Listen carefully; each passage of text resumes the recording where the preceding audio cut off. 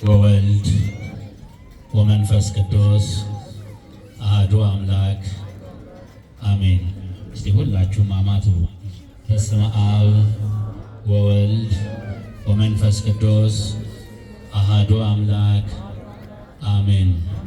በስመ አብ ወወልድ ወመንፈስ ቅዱስ አሐዱ አምላክ አሜን። ይትባረክ እግዚአብሔር አምላክ አበዊነ ሰብሖኒ ውእቱ ወልዑለኒ ውእቱ ለዓለም።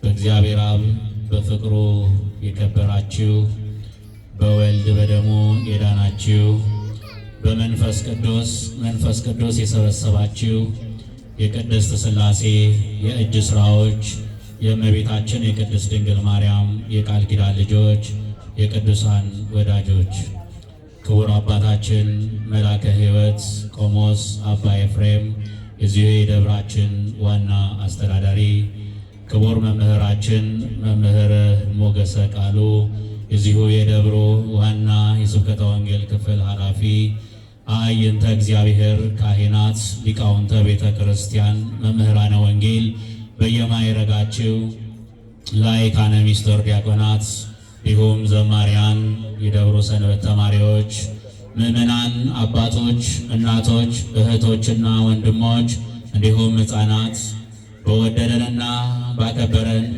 በአምላካችን በኢየሱስ ክርስቶስ ፍጹም ሰላምና ፍቅር እንደምን ዋላችሁ? እንደምን አመሻችሁ? እንደምን ቆያችሁ? አሜን።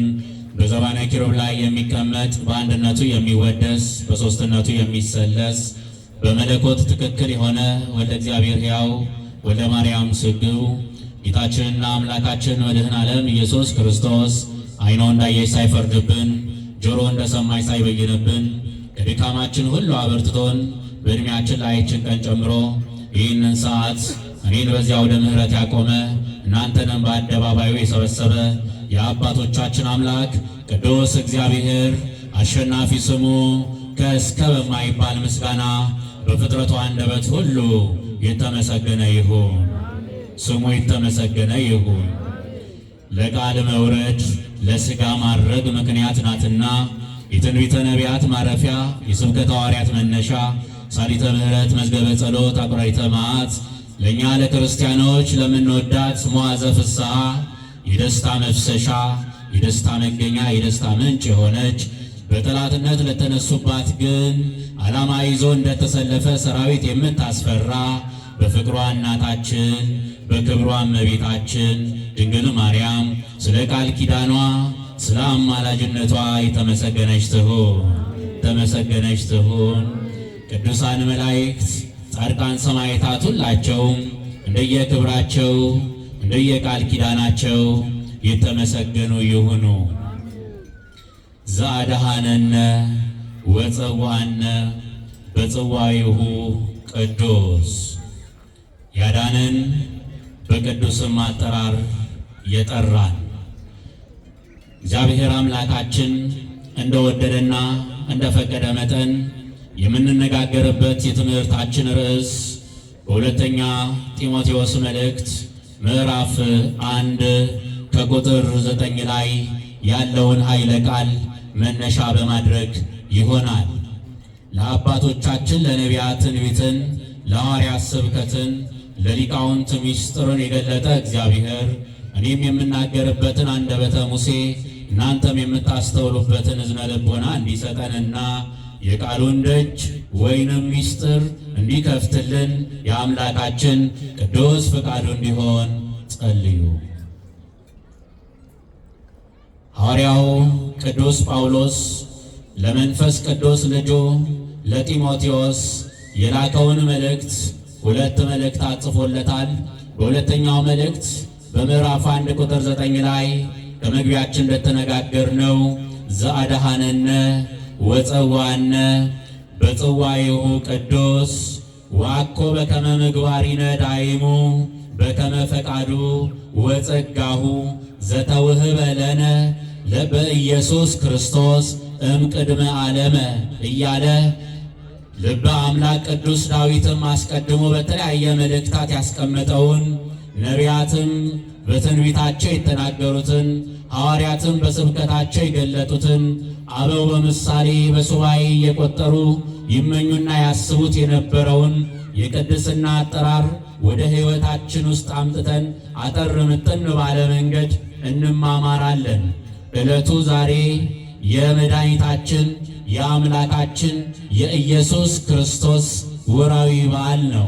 ምን ይባላል በዓሉ? ቀኑ መድኃኔ ዓለም እንለዋለን። ዓለምን ያዳነበት የዓለም መድኃኒት ኢየሱስ ክርስቶስ የሚዘከርበት ስቅለቱን፣ ማዳኑን፣ ነገረ ስቅለቱን፣ ጥንተ መድኃኒትነቱን እያሰብን የምናከብረው በዓል ነው። ይህንንም በዓል ስናከብር ደግሞ አሁን ያለንበትም ዘመኑ ጾም ነው። ምን ጾም ይባላል? ከቃሉ ጋር ናችሁ? ምን ጾም ይባላል? የአብይ ጾም ብለን እንጠራዋለን። አብይ ጾም በጥቅሉ ተጠርቷል። አሁን ደግሞ ይህ ሳምንት ሁለተኛው ሳምንት ላይ እንገኛለን። የሳምንቱ ስያሜስ ምን ይባላል? ቅድስት እንለዋለን። የምንቀደስበት ሳምንት ነው። ወቅቱ፣ ወራቱ፣ አጠቃላይ ጾሙ የምንቀደስበት ነው። ጾመ ኢየሱስ፣ ኢየሱስ ጾመ፣ ወይንም ደግሞ ጾመ ኢየሱስ ስንል በሌላም ፍቺ የኢየሱስ ጾም እንለዋለን። የማን ጾም? የማንን ጾም ነው የምንጾመው? የኢየሱስ ጾም። ጾመ ኢየሱስ፣ ኢየሱስ ጾመ፣ የኢየሱስ ጾም ጌታችንና አምላካችን መድኃኒታችን ኢየሱስ ክርስቶስ የጾመው ጾም ነው። የበረከት ጾም ነው። የቅድስና ጾም ነው። ታላቅ ጾም ነው። ኃይልን የተቀዳጀንበት ጾም ነው።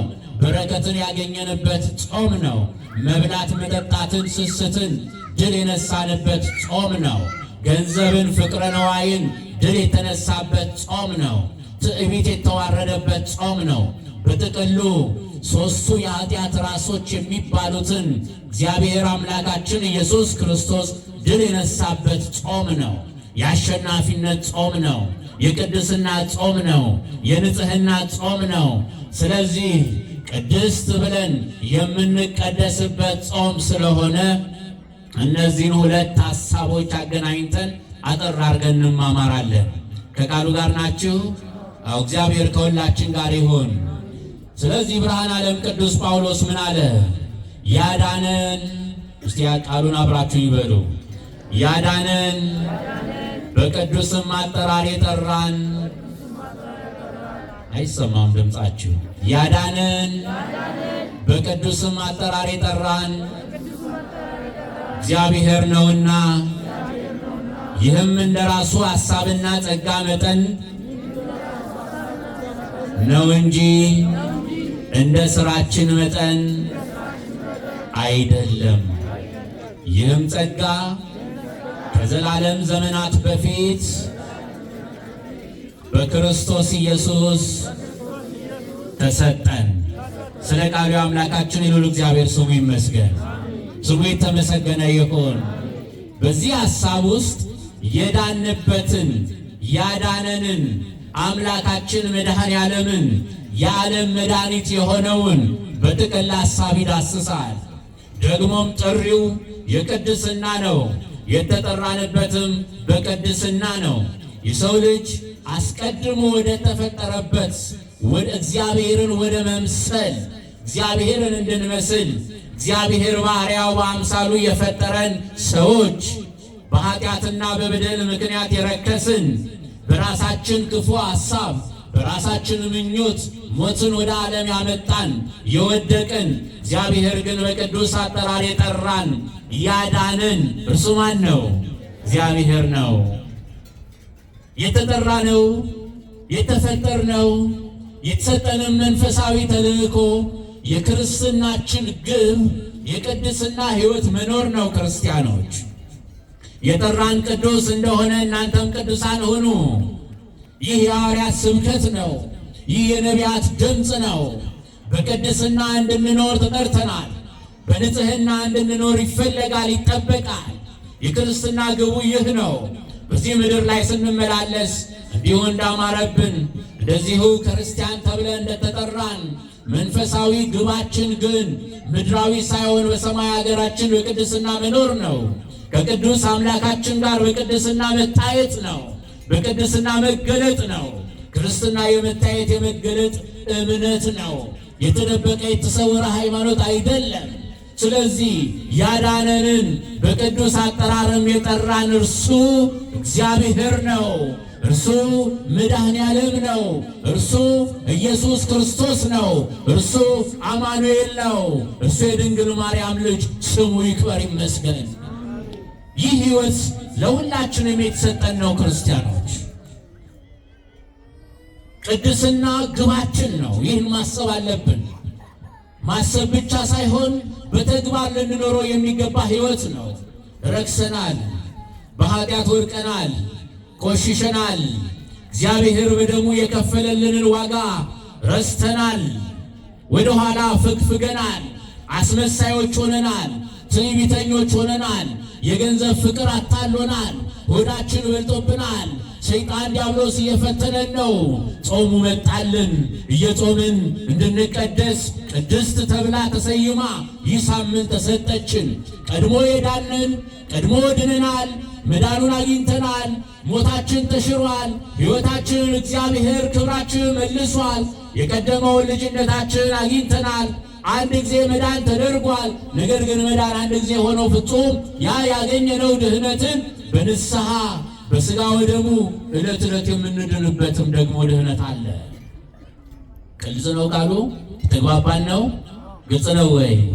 አዎ ክርስቲያኖች የኖርንበት ሕይወት ክርስቶስ መድኃኔዓለም ያዳነን የቀደመውን በደላችንን ቀድሞ ሞት ነግሶብን የነበረውን በዲያብሎስ ተታለን ከገነት የተባረርነውን እግዚአብሔርን የመሰለ ጌታ ገነትን የመሰለች የክብር ቦታ ያጣነውን ይህን ልጅነት መልሶልናል። ከአብራከ መንፈስ ቅዱስ ከማኅፀነ ዮርዳኖስ ተወልደን ልጅነትን አግኝተናል። በከበረ ደሙ በፈሳሽነት በቀራንዮ አደባባይ መድኃኔዓለም ኢየሱስ ክርስቶስ ስለ እኔና ስለ እናንተ ነፍሱን ቤዛ አድርጎ ሰጥቶ አድኖናል። ይህ ዘላለም ድህነት ነው ክርስቲያኖች። ከዚያ በኋላስ አንዴ ድነናል፣ አንዴ ጸድቀናል፣ በቃ በቃ ይባላል እንዴ? እንደዚህ የሚሉ አሉ አይደለም? ልቦና ይስጣቸው። አዎ ክርስቶስ አንዴ አድኖናል፣ በቃ እሱን ብቻ እየመነዘርን መኖር ነው የሚሉ አሉ። መብላት መጠጣት ነው የሚሉ አሉ። ተድላ ደስታ ነው ብቻ የሚሉ ዓለማዊ ምኞትና ሐሳባቸውን ብቻ ይዘው የሚጓዙ አሉ። ክርስትና ግን እንደሱ አይደለም። የተገለጠልንን ያዳነንን አምላክ ዘወትር ማሰብ ነው። ዘወትር በፊቱ ንጹሕ ሆኖ መኖር ነው። ሁል ጊዜ ቅድስና ይፈለጋል። በምን? በጾም፣ በጸሎት፣ በንስሐ፣ በስግደት፣ በመጽዋዕት ከእግዚአብሔር ጋር በመኖር መልካም ሥራ በመስራት በጎ ሥራን በመስራት በትሩፋት ከእግዚአብሔር ጋር መኖር ያስፈልገናል። ዘወትር ሁል ጊዜ የምናስበው መድኃኔዓለም ያለ መድኃኒት በቅዱስ አጠራር የጠራ እንዴት ነው የተጠራ ነው? ምን እንድንሰራ ነው የጠራ? ምን እንድንሆን ነው የፈለገን? እርሱን እንድንመስለው፣ ጻድቃን እንድንሆን፣ ቅዱሳን እንድንሆን። ክርስቲያኖች ግባችን ቅዱስ መሆን ነው፣ መቀደስ ነው። የትኛውም አይነት አገልግሎት እኛን ለመቀደስ ነው። ምን ለማድረግ? ለመቀደስ ነው። ቅዱሳን ተብለን ለመጠራት ነው። ክርስቲያኖች ንጹሐን ተብለን ለመጠራት ነው። ብሩካን ለመሆን ነው። የመንግሥቱ ወራሾች የክብሩ ቀዳሾች ለመሆን ነው። ይህ ነው ፍጻሜያችን። ይህንን ሰማያዊ ግብ ማሰብ ያስፈልጋል። እንዲሁ ተሰብስቦ የወንጌል ድግስ ተደግሶ እንዲሁ ያማረ ቃል እየመረጥን ደግሞ የሳትነውን እየሰነጠቅን እንደዚሁ ዝም ብለን ተሰብስበን የወረት አገልግሎት ሆኖብን እንዳንመላለስ መጠንቀቅ ይገባል። ክርስቲያኖች ምንድን ነው ግባችን? ፍጻሜያችን ምንድን ነው? የቅዳሴ አገልግሎት ፍጻሜው ምንድን ነው? የስብከተ ወንጌል አገልግሎት ፍጻሜው ምንድን ነው? ማህሌት፣ ሰዓታቱ፣ ስብዓተ ነግሁ ሁሉ ምንድን ነው? እኔና እናንተ ምን ለማድረግ ነው? ለመቀደስ። እንድንቀደስ እኮ ነው ይህንን ጉባኤ በዚህ ሰዓት ተዘጋጅቶ በዚያ ወደ ምሕረት ተሰይመን የምንማረው እንድንቀደስ። ቅድስና ያስፈልገናል። ዓለም የቆሸሸው እርስ በርስ የምንብላላው የያዝነው ሁሉ የሚበተንብን የሰበሰብነውን ሁሉ የምናጣበት ከእግዚአብሔር እየራቅን መከራው ችግሩ ኑሮው እየጠበሰን እየከበደን እርስ በርስ እየተላለቅን ጆሮን ጭው የሚያደርግ መከራና ችግር፣ ረሃብ፣ ጥም፣ ስደት፣ ጦርነት እየሰማን ያለነው ከእግዚአብሔር ስለራቀ። እግዚአብሔር ሰዶምና ገሞራን ለማጥፋት ቃሉን በመላእክት እጅ ሲልክ፣ ቃሉን በመላእክት አንደበት ሲልክ፣ እግዚአብሔር ያችን ከተማ በጥፋት ሲመለከት ለማጥፋት መዓቱን ለማውረድ ግን አብርሃምና ሎጥ አብርሃም በሎጥ ጽድቅና በሎጥ ቅድስና እግዚአብሔር ሕዝቡን እንዲምር ስለ አንድ ሰው እንኳን በመካከል ቢገኝ እምራለሁ የሚል አምላክ ነው። ይሃድግ አለ ሀገርን ወለአሐዱ ጻድቅ።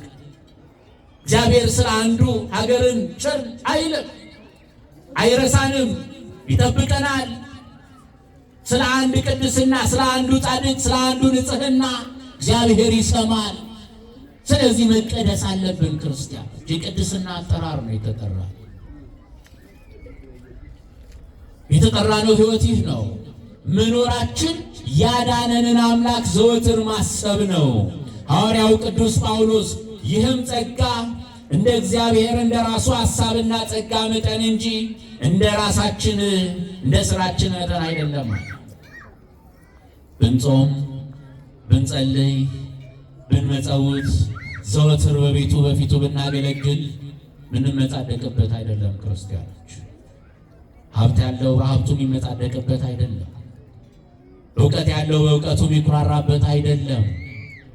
በአገልግሎታችን የምንመጻደቅበት አይደለም። የምንኩራራበት ሕይወትም አይደለም። ገና ነን፣ ይቀረናል። የኋላውን እየተውን የፊቱን ለመያዝ የምንሰራ መሆን አለብን። ገና ይጎድለናል፣ እምነት ጨምርልን እያለን እግዚአብሔርን እየለመንን የዳንበትን ሕይወት ዘወትር እያሰብን ሕማሙን መድኃኔዓለም ያደረገልንን ፍቅሩን ቸርነቱን ዘወትር እያሰብን በፊቱ የበለጠ ልንቀርበው የሚገባንን ምንመጻደቅበት አይደለም። በየትኛው ስራችንስ ነው በፊቱ የምንቆመው? የትኛው ቅድስናችን? የትኛው ንጽሕናችን? እስኪ ራሳችን እያንዳንዳችን እንመርምር፣ እንጠይቅ። ክርስቲያኖች እግዚአብሔር ፊት ለመቆም የሚያበቃን ምንድን ነው? በመድኃኔዓለም ፊት እንድንቆም የሚያደርገን ቅዱስ በሆነው አምላካችን ፊት በቅድስና ለመታየት የሚያስችለን የትኛው ምግባር ነው? እያችሁ ይህንን ሲመልስ ነው በጸጋው በቸርነቱ በፍቅሩ ነው እንጂ እንደኛ ስራ አይደለም ማለት። ይህ አስቀድሞ ከዘመናት በፊት የተሰጠን ጸጋ ነው። የምንፈልገው እርሱን ነው። አጥብቀን የምንይዘው እርሱን ነው። የዓለም መድኃኒት ከዓለም በፊት ከፍጥረት ዓለም በፊት እኔና እናንተን በፈጠረበት ክብር እንድንገኝ እግዚአብሔርን መምሰል ማንን መምሰል? እግዚአብሔርን መምሰል። እግዚአብሔርን ለመምሰል ጥረት የሚያደርግ እግዚአብሔር መልኩ ምንድን ነው? ቁመቱ እንዴት ነው? ውበቱ እንዴት ይገለጣል? እግዚአብሔርን የምንመስለው እንዴት ነው? እያንዳንዳችን መልካችን፣ ፊታችን፣ ስጋዊ ማንነታችን፣ ቁመናችን እግዚአብሔርን ለመምሰል እሱ አይደለም።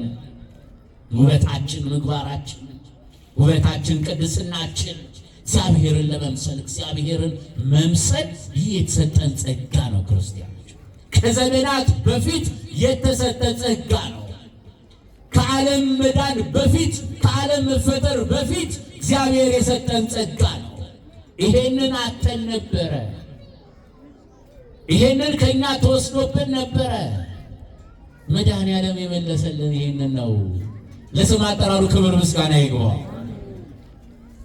ይሄ የተመለሰልንን ጸጋ መጠበቅ ያስፈልጋል። ለዚያው ነው መዳን ዕለት ዕለት ዘወትር ሂደት አለው፣ ፕሮሰስ አለው። ለመጠበቅ ለመያዝ ለካ እግዚአብሔር እንድንመስለው ፈልጓል። እርሱን እንድንመስል በክብሩ እንድንገለጥ በክብሩ እንድንታይ በመንግሥቱ ወራሾች እንድንሆን፣ በቤቱ እንድንኖር፣ የንጉሥ ልጆች እንድንባል፣ የመድኃኔዓለም ልጆች፣ የኢየሱስ ክርስቶስ ልጆች፣ የኦርቶዶክሳዊ ተዋሕዶ ቤተ ክርስቲያን ልጆች፣ ጻድቃን ቅዱሳን እንድንባል፣ በስማችን ገድል እንዲጻፍ፣ በስማችን ድርሳን እንዲደረስ፣ በስማችን ቤተ ክርስቲያን እንዲታነጽ የቅድስና ሥራ መስራት ያስፈልጋል። ይህ እኮ ነው ግባችን። እንደ አባቶቻችን የቅድስና ሕይወት ለመኖር ስለዚህ ዘወትር እግዚአብሔርን መፈለግ ከኔና ከናንተ የሚጠበቅ ሕይወት ነው። ክርስቲያኖች ይህንን ሕይወታችን አጥተን መጠንቀቅ ይገባል። ጾሙን ዝም ብለን ስንጾም ምንድነው ቅድስት መቀደስ? ጾመ ኢየሱስ፣ ኢየሱስ ጾመ። ለምን? ለኔና ለናንተ ክብር፣ ሰይጣንን ዲያብሎስን ድል ለማድረግ። አሁንም እግዚአብሔር ከፊታችን እየቀደመ ጾሙን እየተቀበለን እየባረከን ሰይጣንን ዲያብሎስን ድል ይንሳለን። ያዳነን በቅዱስ አጠራርም የጠራን እግዚአብሔርን እንዳናመልከው ከእርሱ እንድንሸሽ እንድንርቅ ምግቡን እየደረደረ የሚያሳየን ይህንን ብሉ ይህንን ጠጡ እያለ ሆዳችንን እንዲጮህ የሚያደርገን ዲያብሎስን ድል ይንሳለን። በፍቅር ነዋይ በገንዘብ በስስት እየተታለልን እግዚአብሔርን ማምለክ ትተን እንድንኮበልል የሚያደርገን ጾሙ በዛ፣ ቅዳሴው በዛ፣ አገልግሎቱ በዛ፣ ጉባኤው ትምህርቱ በዛ፣ እንዲሁ ምጽዋቱ፣ ልመናው፣ ገንዘቡ፣ አስራት በኩራቱ በዛ እያለን ኮብልለን ጥለን ዳቦና ፍርፋሪ ዘይትና ስንዴ ሰልባጅ የሚሰጡን እያስመሰለ ወደሚወስደን ዲያብሎስን እግዚአብሔር ድል ይንሳለን። ክርስቲያኖች ጾሙ ይህ ነው ዓላማው፣ ቅድስና ይህ ነው። ታዲያ ዘወትር እግዚአብሔርን ሁሉ ጊዜ ማሰብና መፈለግ ግን ይገባል። የመዳናችን አምላክ እያለን ሁሉ ጊዜ እግዚአብሔርን ማሰብ ያስፈልገናል። ልበ አምላክ ቅዱስ ዳዊት ምን አለ? ሕዝቡን ገና በንግሥናው የመጀመሪያ ዘመን አካባቢ ሰበሰባቸውና ዘማሪያኑን አገልጋዮቹን ሰበሰበ። ለእግዚአብሔር ታቦት ድንኳን ሠራ፣ ማደሪያ የሚሆን አዘጋጀ። ሕዝቡን ጠራ፣ ዘማሪያን መዘምራኑን ሁሉ አሰለፈ፣ መዝሙር አስጠናቸው። ታዲያ ምን ብሎ አለ? የመዳናችን አምላክ ሆይ አድነን፣ ቅዱስ ስምህን እናመሰግን ዘንድ በምስጋናህም እንመካ ዘንድ ከአሕዛብ ሰብስበን ታደገን በሉ እያላችሁ ዘምሩ አላቸው። ይገርማል። በመጽሐፈ ዜና መዋዕል ቀዳማዊ ምዕራፍ 16 ላይ ሙሉ ሐሳቡን ታገኙታላችሁ። በዝማሬ በአገልግሎት በፊቱ መቆም እንዲገባቸው ስሙን እንዲቀድሱ እግዚአብሔርን አመስግኑ፣ ስሙን ጥሩ፣ ለአሕዛብም ሥራውን አውሩ፣ ተቀኙለት፣ ዘምሩለት እያለ ይህንን ነገራቸው። በቅዱስ ስሙ ተጓደዱ አላቸው። እግዚአብሔርን በልባችሁ ያዙ፣ እርሱን የሚፈልግ ልብም ደስ ይበለው፣ በእግዚአብሔር ትጽናናላችሁ፣ የመዳናችን አምላክ እያላችሁ ቅዱስ ስሙን አመስግኑ። ይሄ ዘውትር የሚያስፈልግ ሕይወት ነው። ይህ የዘውትር ጸሎት ነው ክርስቲያኖች። ስለዚህ የምንድነው ሁል ጊዜ ዘወትር እግዚአብሔርን በመፈለግ ነው። ሁል ጊዜ ዘወትር ከእግዚአብሔር ጋር ለመኖር በመሻት ነው። እንዲሁ አንድ አብቅቷል አይደለም። የቀደመው ጽድቃችን ብቻ ይጠቅማል በእርሱ ነው ምንድነው ብለን እንመጻደቅበት አይደለም ክርስቲያኖች። አሁን ጊዜው እንደዛ እየሆነ ተቸግረናል። ብዙ ሰው ወደ ኋላ የሚኮበልልበት ምክንያት ይህ ነው። ቀድሞ አገልጋይ ነበርኩ ብንል እርሱ አይሰራም፣ አሁን ሆኖ መገኘት ነው። ቀድሞ ጿሚ ነበርኩ ብትል የቀድሞ አይሰራም፣ አሁን ጾመህ መገኘት ነው። ቀድሞ መጽዋች ነበርኩ፣ ሰባኪ ነበርኩ፣ ዘማሪ ነበርኩ፣ ቀዳሽ ነበርኩ፣ ኦርቶዶክሳዊ ነበርኩ ብትል የቀድሞ አይደል፣ አሁንም ይዘህ መኖር ነው። ዕለት ዕለት ኤክሰርሳይዝ የሚደረግ ሕይወት ነው ክርስቲያኖች። ሁል ጊዜ በተግባር የሚኖር ነው። ሁል ጊዜ የምንለማመደው ነው። ሁል ጊዜ በፊቱ ለመኖር የምንሻው ነው። ለዚህ እኮ ነው የዛሬ ዓመት ወይንም የዛሬ ወር በቃ መድኃኔዓለም ብለን አክብረናል፣ ዛሬ አያስፈልግም ብላለች እንደ ቤተክርስቲያን ብላለች አላለች? በቃ የዛሬ ዓመት አብይ ጾም ጾመናል፣ ይበቃል። የእርሱ የአምናው የካቻምናው ለ2000 ዓመት የጾም ነው ይበቃል፣ ዛሬ መጾም አያስፈልግም ትላለች እንደ ቤተክርስቲያን። አያችሁ ያዳነንን በቅዱስ አጠራርም የጠራንን ጸጋና ክብሩን የሰጠንን እግዚአብሔርን ሁል ጊዜ መያዝ ያስፈልጋል። የዘወትር ሕይወት ነው። የምን ሕይወት ነው? የዘወትር ሕይወት ነው። ሁል ጊዜ ከእርሱ ጋር የምንኖረው ሕይወት ነው። ታዲያ ብዙዎቻችን እግዚአብሔር ቀድሞ ያደረገልንን እንረሳለን። ቀድሞ የተደረገልንን ትተን ከፊቱን ኮበልላለን፣ ትተነው እንሄዳለን። አንዳንዴ እኮ ጥጋብ አስቸጋሪ፣ ስንጠግብም ከባድ ነው። አያችሁ እግዚአብሔርን ትቶ መሄድ ከእርሱ ተኪዶ ከእሱ ተኮብልሎ ወዴት ይገባል? እስቲ ወዴት ይሸሻል? ወዴት ይደበቃል? ግን እንረሳዋለን። ያዳነንን አምላክ እንረሳዋለን። በቀራንዮ አደባባይ ስለኛ መቸንከሩን እንረሳዋለን። በዘንግ መደብደቡን፣ በቡጢ መመታቱን፣ በጅራፍ መገረፉን፣ በጦር መወጋቱን እንረሳዋለን። መከራውን ሕማሙን እንረሳዋለን። ያዳነንን አምላክ ከችግር አረንቋ ያወጣንን ሰው ያደረገንን በሰው ፊት እንድንታይ ቀና ያደረገንን ከተዋረድንበት ያነሳንን አምላክ እንረሳዋለን። ይቻላል? ሰዎች ነን፣ እንረሳዋለን። እግዚአብሔር ግን ቸር ነው፣ ደግሞ ይፈልገን፣ ደግሞ ይጠራናል ይላል እኮ ነቢዩ በትንቢተ ኤርምያስ ምዕራፍ 2 ቁጥር 27 ላይ በመከራቸው ጊዜ ግን ተነስተህ አድነን ይላሉ። በምናቸው ጊዜ? በመከራቸው ጊዜ ምን ይላሉ? ተነስተህ አድነን ይላሉ። ትንሽ ኑሮ ሲከብደን፣ በሕማም ሲደቅሰን፣ መከራ ችግር ሲያጠቃን፣ ፈተና ሲበዛብን፣ ከቢሮ አለቃችን ጋር ስንጣላ፣ ከንግድ ስራችን ጋር ስንካሰር ስንከስር፣ በአካሄዳችን በኑሯችን በትምህርታችን ግራ ሲገባን፣ ሰማይ ሲደፋብን፣ ምድሩ ሲገለባበጥብን፣ የምናየው ነገር ሁሉ ሲያስጨንቀን፣ መከራ ችግሩ ሲበዛብን ደግሞ እንሮጣለን። በመከራቸው ቀን ተነስተህ አድነን ይላሉ። እሱ ግን አልሰማችሁም አይልም። የት ነበራችሁ? ምን ሰራችሁ? ጥላችሁኝ ሄዳችሁ ብሎ አኩርፎ የሚያባረረን አይደለም። ወደ እኔ የሚመጣውን ከቶ ወደ ውጭ አላወጣውም ብሎ በሕያው ቃሉ የተናገረ አምላክ ነው። በዮሐንስ ወንጌል ምዕራፍ 6 ቁጥር 37 ላይ ወደ እኔ የሚመጣውን ከቶ ወደ ውጭ አልጥለውም ብሏል። ይቀበለናል።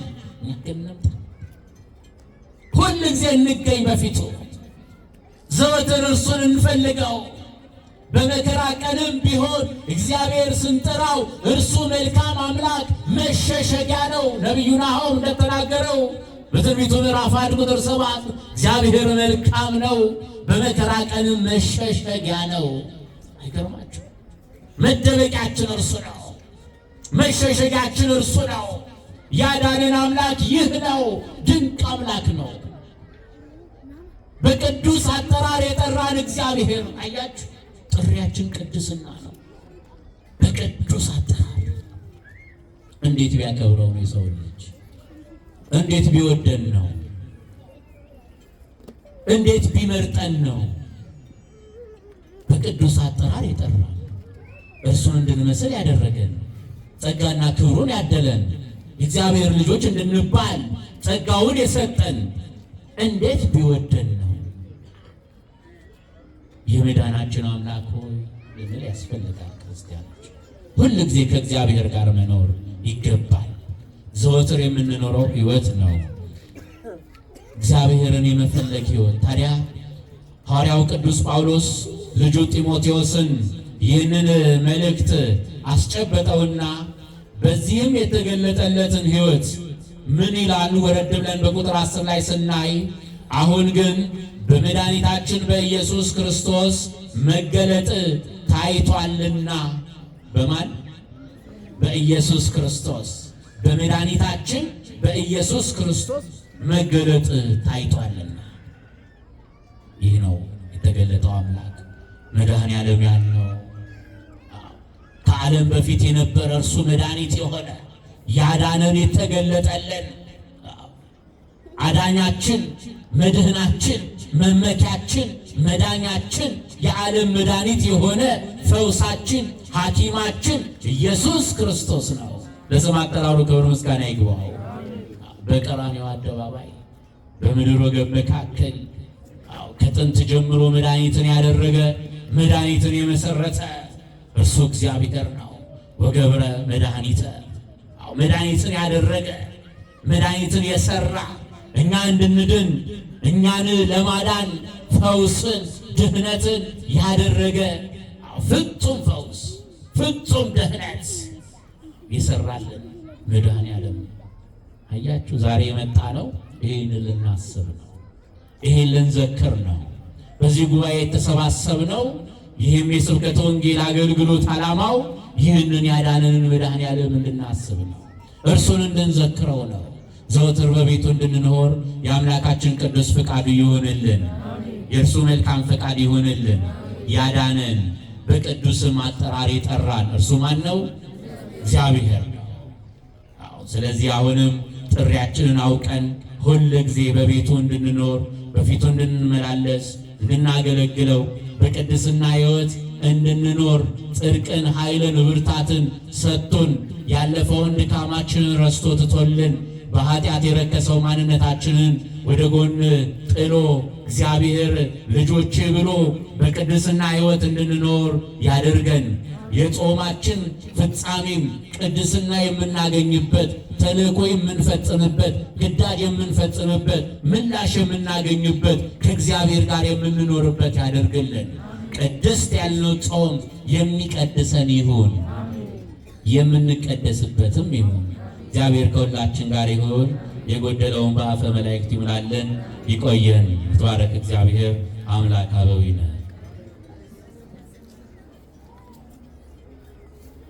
ለመምህራችን ለመጋቤ ሐዲስ ኢንጂነር ረድኤት ቃለ ሕይወትን ያሰማልን፣ ቃለ ሕይወትን ያሰማልን። የአገልግሎት ዘመናቸውን እግዚአብሔር አምላክ ይባርክልን፣ ይቀድስልን። እግዚአብሔርን አመስግኑላቸው። መምህራችንን ቃለ ሕይወት ያሰማልን። በጣም ብዙ ጸጋ ያላቸው ቤተ ክርስቲያን ከምትመካባቸው ዘመኑ ካፈራቸው ወጣት መምህራን ከሚባሉት ውስጥ ናቸውና በድጋሚ አመስግኑልኝ። በይበልጥ ደግሞ ከሀገር ውጭ በቱርክ ሀገር ነበሩና ለሌላ ስራ ጉዳይ ድካም ላይ ሆነው እኔን ታናሽ ወንድማቸውን ጥሪ ተቀብለው ስለመጡ በድጋሚ አመስግኑልኝ። መምህራችንን ቃለ ሕይወት ያሰማልን፣ የቤተ ክርስቲያን አምላክ ይጠብቅልን። መልእክቶች አሉን። ከመልእክቶቹ መካከል በኋላም ደግሜ እናገረዋለሁ። የካቲት 30 እሁድ ማለት ነው የምኩራብ ዕለት እዚህ ገዳማችን ላይ የመጥምቀ መለኮት የቅዱስ ዮሐንስ ክብረ በዓል አለን እና የቃል ኪዳኑ ታቦት ይወጣል። ብፁዓን አበው ሊቃነ ጳጳሳት ይጋበዛሉና መምህራን ዘማሪያን ይጋበዛሉ። እንደዚህ ያማረ የሰመረ ጉባኤ አዘጋጅተናልና በጧቱም በማታው መርሐ ግብር ተገኝታችሁ የበረከት ተሳታፊ እንድትሆኑ፣ ላልሰሙት ደግሞ ካራ መድኃኔዓለም ላይ የካቲት 30 ንግስ ነው ብላችሁ ወደዚህ የቅድስና ቦታ እንድትገሰግሱ መልእክታችንን እናስተላልፋለን። ሁላችንም ከቆምንበት ከተቀመጥንበት ቆም እንበል። በታች በኩልም ያላችሁ ወደዚህ ወደፊት ለፊት ነው፣ ከኋላም ያላችሁ ወደዚህ ነውና አባቶቻችን በዚህ ባስከፊው ዘመን ኮቪድ በሚባለው ወረርሽኝ ጊዜ ሰው ሁሉ ተጨንቆ አባትና እናት ልጃቸውን እንኳን ለመንካት እስኪፈሩ ድረስ ተጨንቀን በነበርንበት ሰዓት ማዕጠንተ ወርቁ ዕጣኑ እሱ ከክፉ ሁሉ ተጸልዮበት አድኖናልና አሁንም እሱ ማዕጠንት በማዕከላችን እንዲዞር አባቶቻችን በእውነት ቅድም እንዳያችሁት የገዳሙ ቄሰ ገበዝ ማኅበረ ካህናት አገልግሎቱን ሰፊ በማድረግ እዚህ ደፋ ቀና ደከመን ሰለቸን ሳይሉ ሌት ሰዓታቱን ኪዳኑን ቅዳሴውን እዚህ ሁለው ቤተሰባቸውን ሁሉ ትተው እያገለገሉ ነውና ያለው። እኛ ደግሞ ስንታዘዝ ወደዚህ ብንቀርብ ጉባኤ አለ ሲባል ብንመጣ ለቅዳሴው ለኪዳኑ ብንገሰግስ ለበረከት ነውና ይህንን ታሳቢ አድርጋችሁ እንድትመጡ በእግዚአብሔር ስም እናሳስባለን። የራቅ ያላችሁ ሰዎች አሁንም በዚህ በአውደ ምሕረቱ ፊት ለፊት እንውልን ከወንድማችን ከሊቀ ዲያቆናት ዘማሪ ብስራት ጋር በመሆን በጋራ እግዚአብሔርን እናመሰግናለን።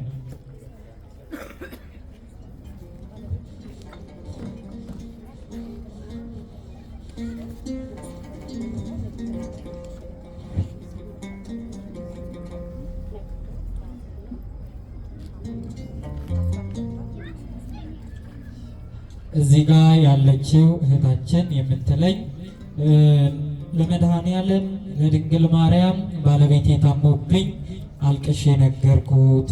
መድኃኔዓለምም ድንግል ማርያምም እናትና ልጅ አላሳፈሩኝም፣ ተፈውሶልኛል።